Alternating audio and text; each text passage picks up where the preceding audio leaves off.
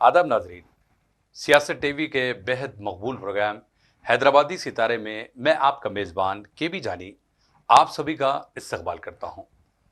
दोस्तों, आज हम बात करेंगे हैदराबाद के एक ऐसे होनहार फनकार से जिनको आपने बेशतर फिल्मों में अपनी अदाकारी के जौहर दिखाते हुए देखा और साथ साथ न सिर्फ बहुत अच्छा गाते भी हैं, इनका एक ऑर्केस्ट्रा ट्रुप भी है जिनका नाम है सलाहुद्दीन खान।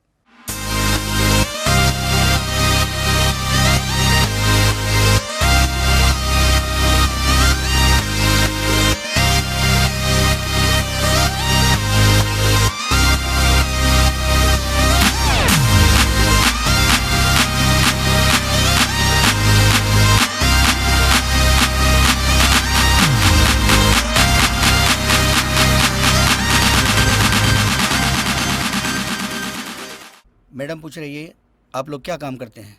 चबूतरे पे बैठता हूँ, बैंड बजाता हूँ, चुन्ना डालता हूँ, चांदी कूटता हूँ और बहुत कामा करता हूँ। और आप?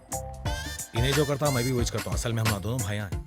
सलाहुद्दीन खान साहब, आपका बहुत बहुत इस्तकबाल है हमारे इस प्रोग्राम में और बड़ी खुशी हो रही है कि आज आप यहाँ पर आए अपनी दिल की बातें शेयर करने के लिए। सब में पहले जानी भाई, मैं सियासत पेपर और चैनल का शुक्रिया अदा करता हूँ और साथ ही साथ आपका भी शुक्रिया अदा करता हूँ कि मुझे इस काबिल समझे, और नाजरीन का भी बहुत बहुत शुक्रगुजार हूँ जो मुझे इतने साल से देख लेते आ रहे हैं फिल्मों में, गानों के ज़रिए, और सभी देखने वालों को सलाहुद्दीन खान का आदाब। सलाहुद्दीन खान साहब, सबसे पहले आपके जो कैरियर की शुरुआत हुई वो किस तरह हमें बताएं। वैसे तो आपने फिल्मों में अदाकारी के जौहर दिखाए और अलग अलग फिल्मों में अलग अलग तरह के किरदार आप निभाते आए हैं, उस बारे में बताएं। मैं सब में पहले रोल करा था एक छोटा सा मामू टेंशन लेने का। ओके।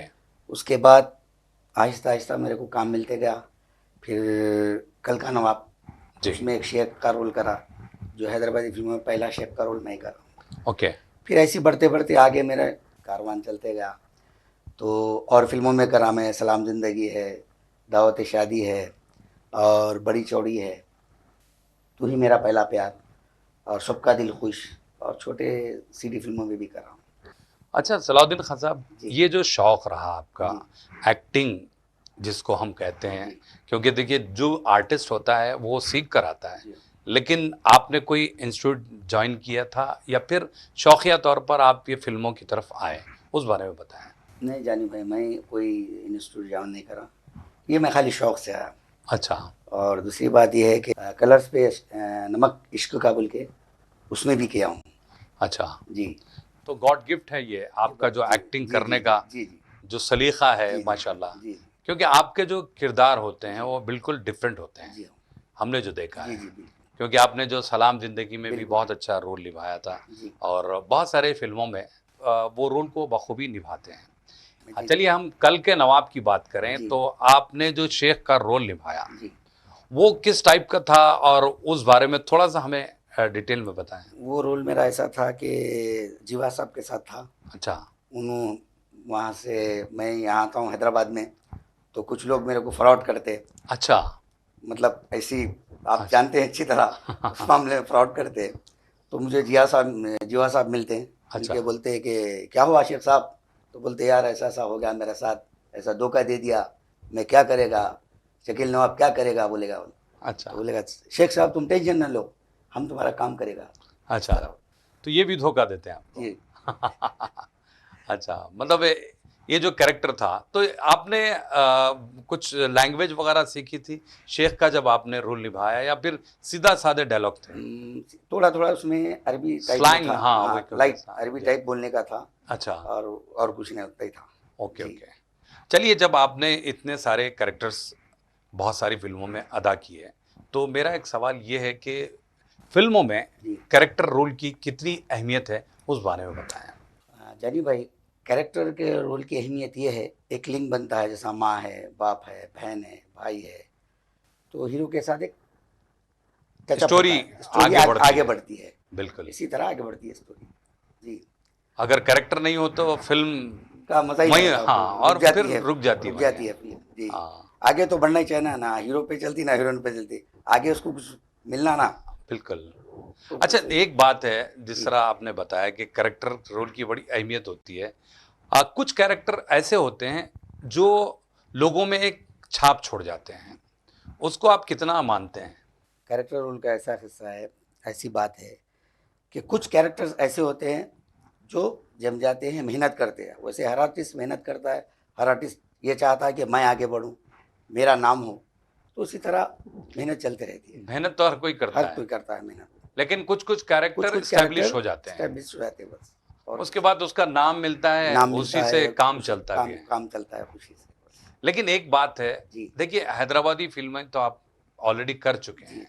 हैदराबाद में मैं समझता हूँ उतना ज़्यादा स्कोप नहीं है। अगर आप बॉलीवुड को देखें या जी। बॉलीवुड की तरफ आपने कभी ट्राई नहीं किया?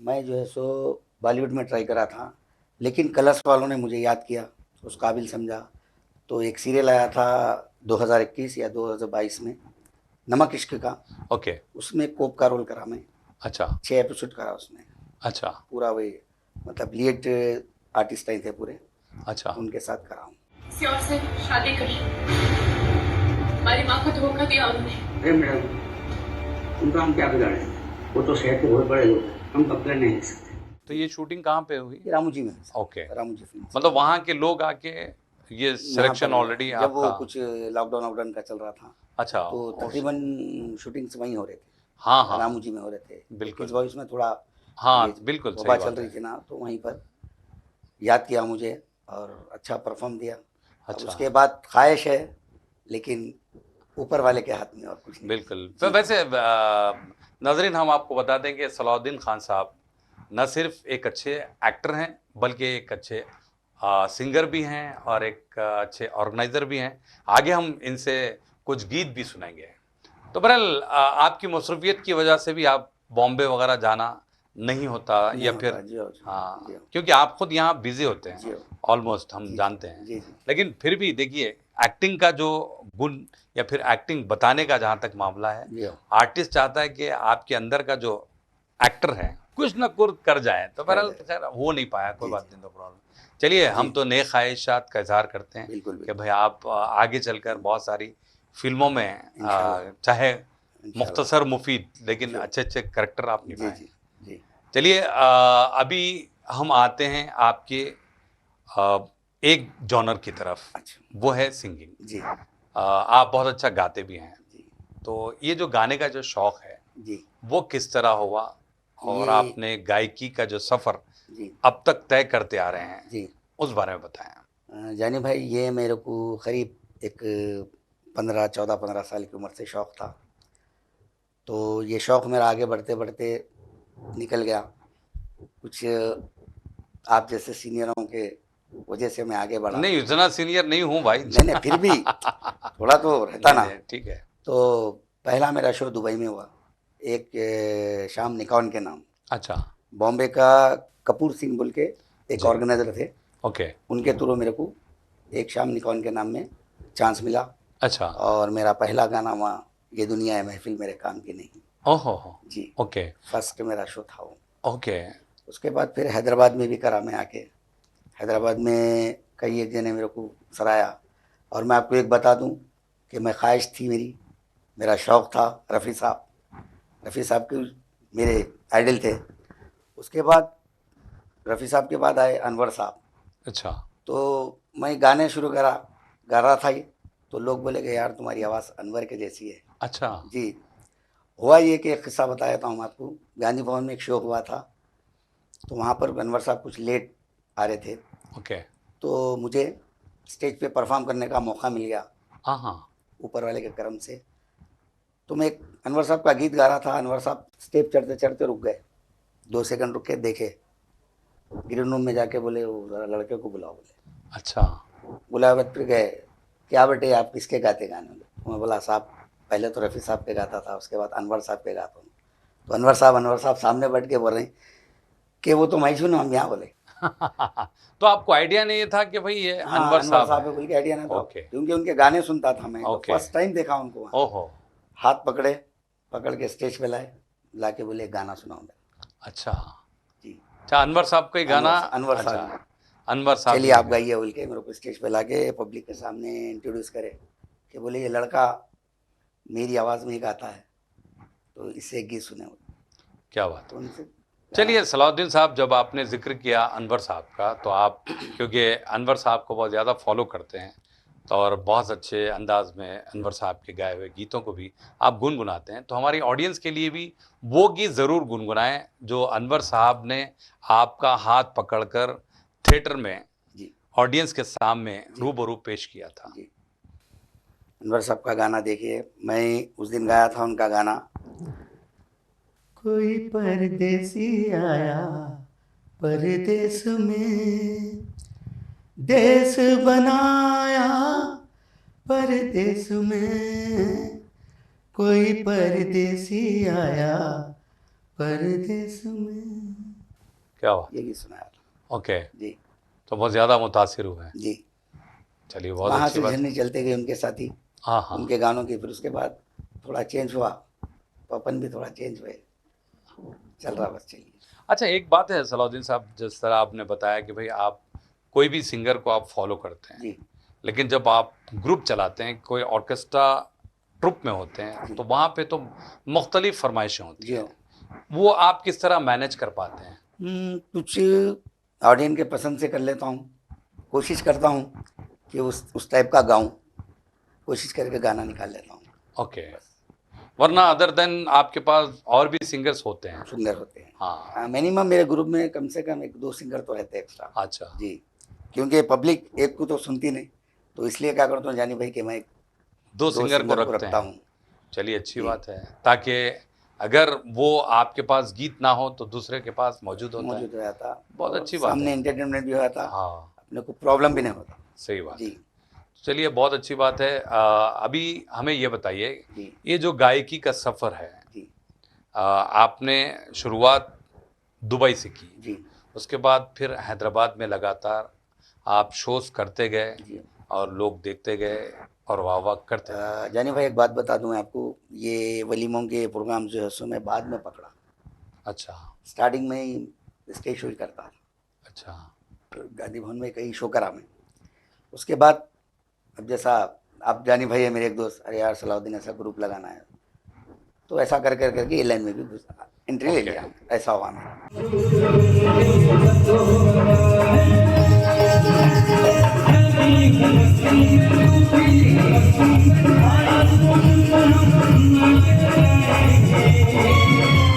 चलिए जब आपने जिक्र किया स्टेज का, तो मेरा एक सवाल ये है कि आज के दौर को जब हम देखते हैं, जी। क्योंकि देखिए इलेक्ट्रॉनिक से हम आ गए हैं डिजिटल, जी यानी आप सोशल मीडिया की जी तरफ, तो ऐसे में स्टेज शोज जो हो रहे हैं जी। उसको कितना नुकसान हुआ है उस बारे में बताएं। स्टेज शो के लिए जानी भाई मैं आपको बता दूं, बहुत बड़ा नुकसान है, बहुत बड़ा नुकसान है। पहले पब्लिक पैसे दे के आती थी, आजकल कैसा हो गया, पब्लिक को फ्री में बुलाया तो नहीं आ रहा, क्योंकि टाइम नहीं रह रहा और आ नहीं रही पब्लिक।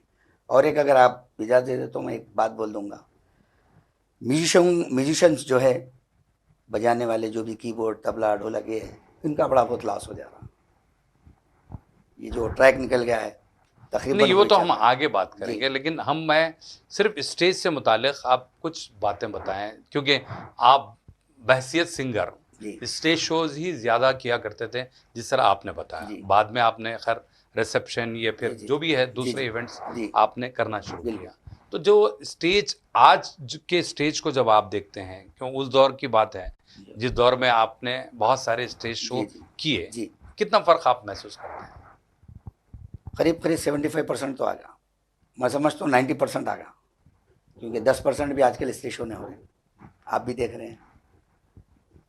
नहीं, इसका रीज़न आप क्या मानते हैं? रीज़न क्या मानता हूँ जानी भाई, क्योंकि पहले थोड़ा बहुत पब्लिक में एक रुझान था, आजकल ये जो फ़ोन आ गया है, फ़ोन में यार वो चीज़ आ गई आपको, घर बैठे बैठे हर चीज़ इंटरटेनमेंट जा रहा, तो पब्लिक को वो टाइम नहीं मिल रहा। फिर भी जो टाइम मिल रहा थोड़ी बहुत पब्लिक आ रही, थोड़ी बहुत पब्लिक नहीं आ रही, बस यही है। नहीं, क्या आप ये नहीं मानते कि भाई उस तरह का शो अगर आप ऑर्गेनाइज करते हैं तो पब्लिक खुद ब खुद ही जुड़ सकती है? हम करें ना जानी भाई, 2 शो करे, जिसमें एक आप भी आए थे, मैं सुरबार के नाम से करा था लास्ट ईयर। तो पब्लिक अच्छी अल्हम्दुलिल्लाह, पब्लिक को लाए हम, अल्हम्दुलिल्लाह पब्लिक आई। वो चीज़ करना तो होती। नहीं, मैं आपकी बात नहीं कर रहा हूँ हमारे जी। सलाहुद्दीन खान साहब, मैं सबकी बात कर रहा मैं हूँ जनरल भाई। बात कर रहा हूँ कि भाई जिस तरह आपने बताया कि पब्लिक में वो चीज़ दिलचस्पी रुझान नहीं खत्म हो है, गया, रुझान खत्म हो गया है, वो। तो हम किस तरीके से फिर से स्टेज को हम जिंदा कर सकते हैं? ये नहीं भाई, बहुत सारे शोज आज भी होते हैं लेकिन खातर खा नहीं होते, इसका रीज़न आप क्या मानते हैं? जानी भाई, आज के दौर में थिएटर शो करना बहुत मुश्किल है। पहले जब शो करते थे हम 20-25 हज़ार में ख़त्म हो जाता था, जिसमें से 50% हमको करंट बुकिंग होके आ जाता था, तो हम जहाँ कहाँ आए थे। वो दौर में साउंड का कम था, म्यूजिशियनों का कम था, सिंगर्स का कम था, सब कम था, पेमेंट्स। अब अगर आज की तारीख में हम शो करना चाहिए भाई, तो कम से कम 1 लाख रुपए रखना पड़ता।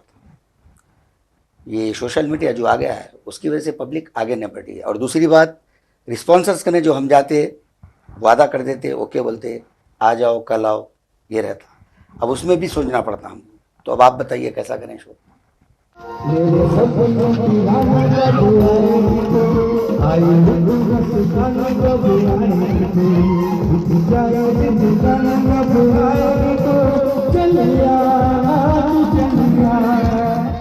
नहीं, अगर सलाहुद्दीन साहब अगर ऐसा होता रहेगा तो स्टेज हमारा दम तोड़ता जाएगा। इसको हम जिंदा रखने के लिए कुछ ना कुछ तो आर्टिस्ट या फिर ऑर्गेनाइजर आगे आए तो ही बेहतर होगा।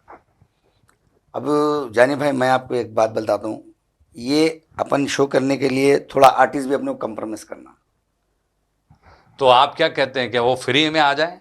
नहीं, फ्री में नहीं भाई।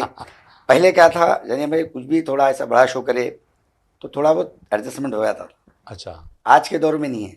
आज के दौर में पेमेंट देना ही देना है। आप देखिए, कमर्शियल जो होते हैं आर्टिस्ट, वो उनका तो भाई आप उसी के ऊपर गुजर बसर है। बिल्कुल। अब ये अलग बात है, आप अपना शौक पूरा कर रहे हैं, उनको क्या है भाई, जो भी है कलाकार, जो भी फनकार है, ये सोच के आता है कि भाई उसको कुछ ना कुछ मिलना चाहिए, है ना। तो बहरहाल चलिए, आपकी बात से मैं मुत्तफ़िक़ हूँ और आपकी बात से बहुत ही मैं सीरियस हो गया हूँ, तो थोड़ा सा मैं आपको यहाँ पर रोकना चाहूँगा। तो नाजरीन, आप कहीं जाइएगा नहीं, मिलते हैं एक मुख्तसर से वक्फे के बाद।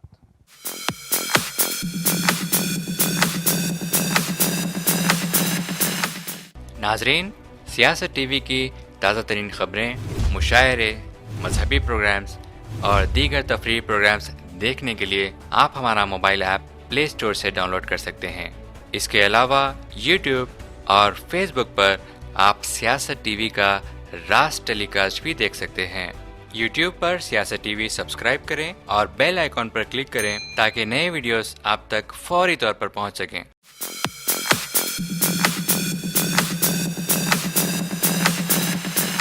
वक्फे के बाद आप सभी का हम खैर मकदम करते हैं हैदराबादी सितारे प्रोग्राम में। आज हम बात कर रहे हैं हैदराबाद के बड़े ही मजे हुए फनकार से, जिनको आपने मुख्तलिफ़ फिल्मों के साथ साथ गुलकारी करते हुए देखा है, सलाहुद्दीन खान। सलाहुद्दीन खान साहब, ब्रेक से पहले आपने शुरुआती दौर की बातें हमसे शेयर की। अभी मैं आगे बढ़ने से पहले, क्योंकि आपका ताल्लुक़ गायकी से भी है, फिर ऑर्केस्ट्रा ट्रुप भी चलाते हैं, तो मैं चाहता हूँ कि आगे बढ़ने से पहले कोई एक गीत गुनगुना दें।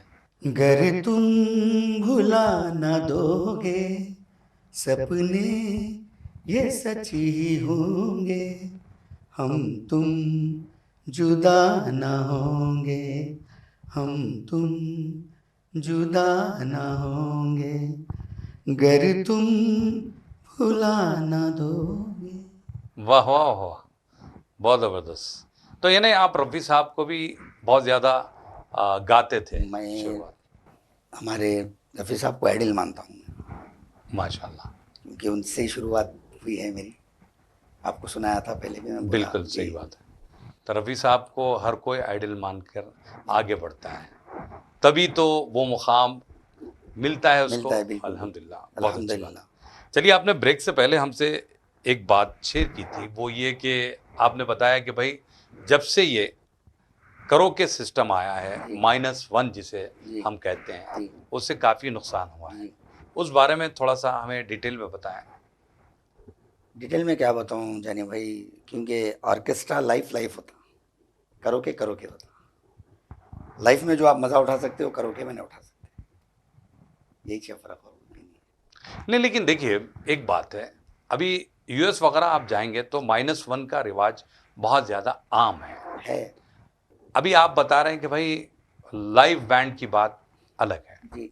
मैं माना, देखिए इसमें जो ऑर्गेनाइजर्स होते हैं जी। उनका एक बजट होता है, जी। वो बजट में ही वो लोग काम कर पाते हैं। जी। तो उस लिहाज से वो -1 को बहुत ज़्यादा इम्पोर्टेंस ही देते हैं या तरजीह देते हैं। आप क्या कहना चाहेंगे? तरजीह देते करेक्ट है जानी भाई, लेकिन क्या है, लाइफ ऑर्केस्ट्रा की अलग ही बात है ना। ये तो भाई आप ग्रुप चलाते हैं, जी। इस तरह की आप बात कर रहे हैं। करोके मैं भी लेकिन करता देखिए, हूँ। नहीं, करोके जो है जी। उससे क्या, भाई देखिए आपने बताया कि भाई खुलकर बताइए कि -1 और लाइव बैंड में आप कितना फर्क महसूस। जानी भाई, लाइफ और करोके में ये फ़र्क है, लाइफ में आप सुर को नीचे ऊपर कर सकते हैं, आपको कीबोर्ड, तबलीस, जो भी म्यूजिशियन है आपको साथ देते हैं, फॉलो करते हैं। फॉलो करते हैं। और दूसरी बात, एक मज़ा आता उसमें, लाइव बजता। और दूसरी बात, करोके में आप वो नहीं कर सकते, आप इतना भी हट गए हट जाते। अब आपका लाइफ में सुर थोड़ा कम हुआ तो कीबोर्ड वाला मैनेज कर लेता, थोड़ा फास्ट बजाना है तो इधर रिदम वाला थोड़ा फास्ट भी बजाता। तो ये डिफरेंस है। और जो डांस वांस करते हैं, थोड़ा एंजॉय करते हैं, उनके लिए भी अच्छा रहता लाइव बैंड, लाइव बैंड में। बिल्कुल सही बात है आपने बताई। करोके में आप कहाँ कर सकते हैं, आप एक चलता तो एक ही चलता रहता, अगर उसमें सुर जो टेम्पो जो है वो ही करना पड़ता आपको। बिल्कुल, अगर आप में थोड़ा भी नीचे है तो उन्हें अलग हो जाता, आप अलग हो जाते।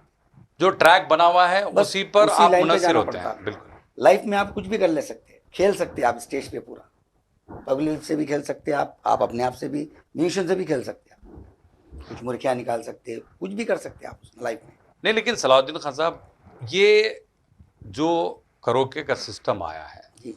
तब से लोग बहुत ज़्यादा इसको अहमियत दे रहे हैं। जी हाँ। इसकी वजह आप क्या कहते हैं? इसकी वजह कुछ भी नहीं है, इसकी वजह क्या है, जो शौकीन है उन्होंने भी आ शौक रहे पूरा हैं। कर ले रहे हैं। हाँ, दरअसल बात यही है और कुछ भी नहीं है। और फिर उसमें ज़्यादा। अब मैं आपको बताऊंगा जानी भाई, तकरीबन लाइव जो गाने वाले हैं उन्होंने ट्रैक पे गए बाद लाइव पे नहीं गा सक रहे, ये अलग प्रॉब्लम हो जा रहा। अच्छा, ये बहुत बड़ा प्रॉब्लम हो जा रहा। तकरीबन सिंगर ऐसे है अपने फील्ड में हाँ हाँ, जो लाइव बैंड पे गाए हुए हैं, आज जो है सो ट्रैक पकड़ लिए बाद लाइव पे जीरो हो जा रहा है। ज़ीरो हो जा रहे हैं। अगर आप बोले भाई, आप बोलिए कि जो ट्रैक पे कंटिन्यू गा रहे हैं उनको बोलिए भाई लाइव पे ही आप म्यूजिक, नहीं भाई मेरे को नहीं जम रहा बोल रहे। अच्छा, ये भी नुकसान हुआ ये है। भी नुकसान है, बोलो आप।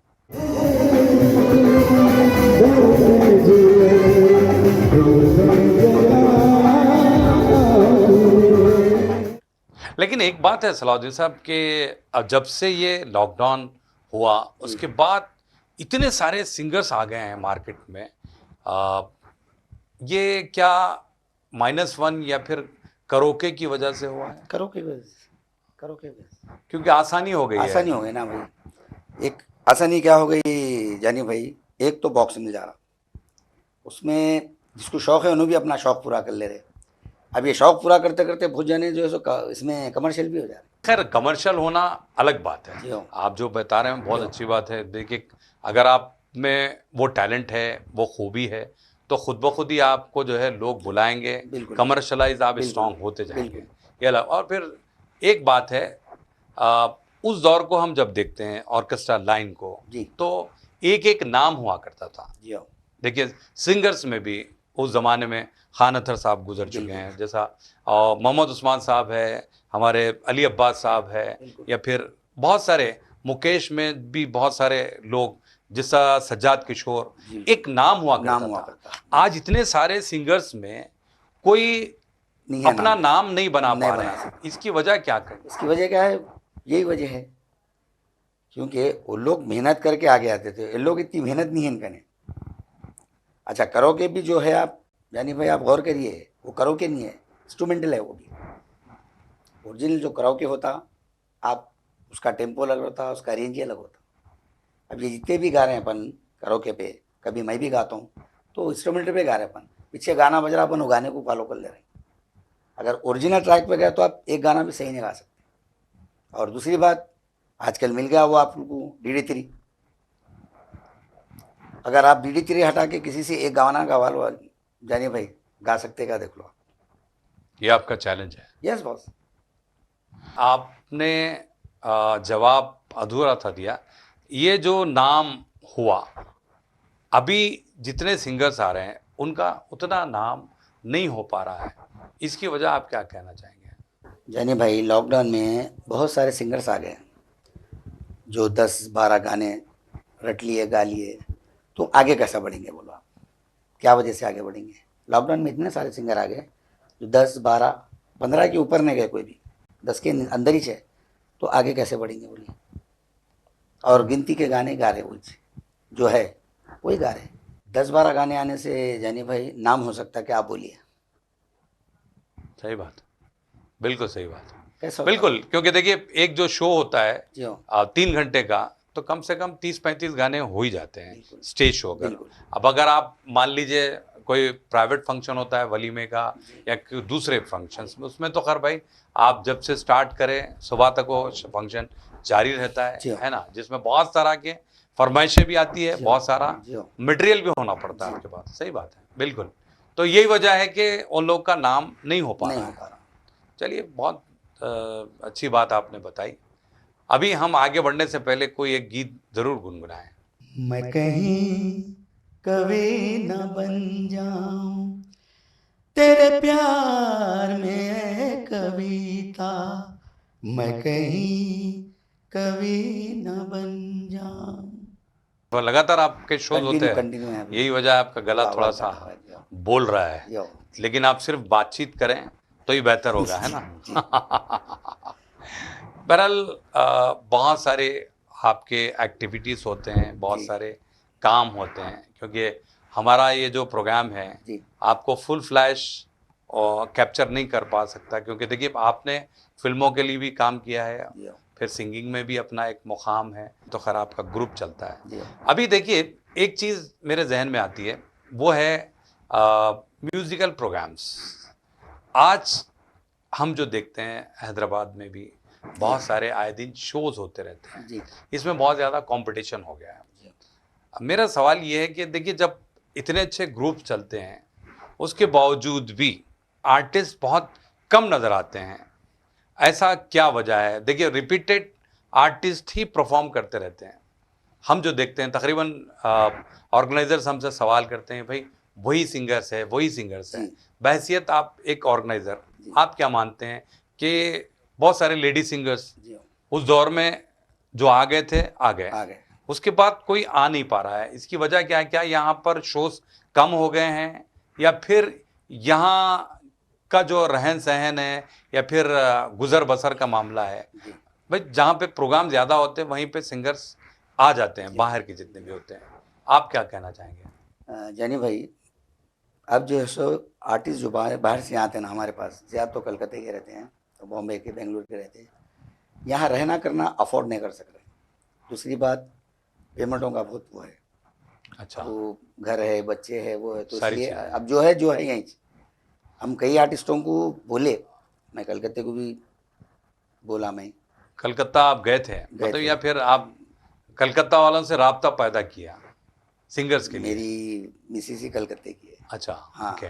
तो उनके थ्रू में कुछ मालूमात करा सिंगर्स के बारे में हैदराबाद, तो लोग बोल रहे कि नहीं हम यहीं ठीक है। ओके, हैदराबाद में आजकल बहुत गुजर बसर मसला हो गया। मसला हो गया, सही है, घर के रहना करने का, ये जो है सो बहुत कॉस्ट प्रॉब्लम हो ऑफ गया। लिविंग का हाँ, बहुत बड़ा पूरा। मसला हो गया। सही है। तो वजह से हो रहा। अब जो यहाँ टिक गए वो छे। नहीं, अक्सर जो है होता ये है कि आए दिन हम भी शोज करते रहते हैं, तो लोगों का सवाल ये है कि भाई वही सिंगर फिर से आ रहा है, वही सिंगर। तो बहरहाल आप तो यही कहना चाहेंगे कि भाई जो नया सिंगर होता है, मैं समझता हूँ उस दौर में जो सिंगर्स आए वही हमारे पास रिपीट हो रहे हैं, बिल्कुल correct। नए सिंगर्स आ नहीं पा रहे जी हैं। जी बिल्कुल वही। यही वजह है। अब अगर आए भी तो हमको बुलाना पड़ता, अगर कोई पार्टी बोली करे कोई बुलाओ बोले तो हम बुलाते, आते चले आते। ओके ऐसे ओके, जैसा पहले यहाँ आके प्रॉपर रह जाते थे तो वो नहीं है अब। अभी नहीं है, अभी आने के लिए थोड़ा वो लोग पीछे हट हाँ रहे हैं। अच्छा हाँ, क्योंकि अफोर्ड नहीं कर सक रहे हैं आकर रहना खाना वाना, सही बात इस वजह से बस। बिल्कुल सही बात है। बहरहाल आप आए, इतनी अच्छी अच्छी बातें हमसे शेयर की, बड़ा अच्छा लगा।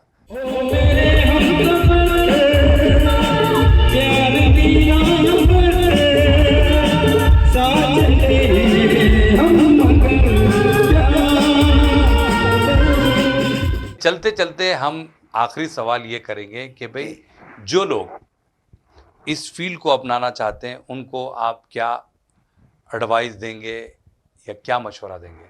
मैं एज ए आर्टिस्ट एक ही एडवाइस दूंगा, एक ही मशवरा दूंगा, शौक़ को शौक़ तक रखिए, उसको प्रोफेशन मत बनाइए।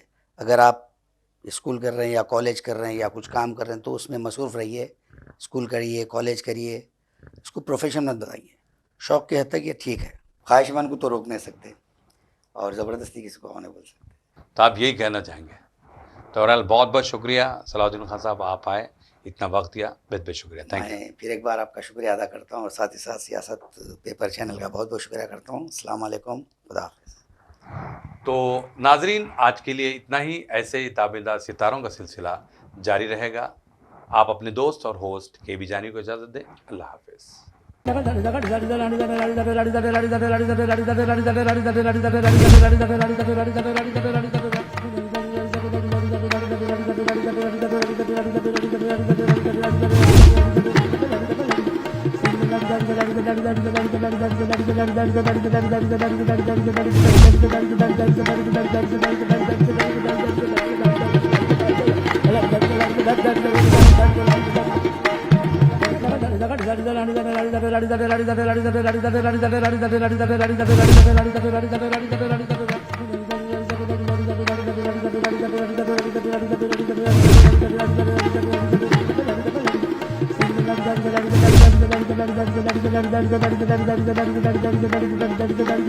Thank you.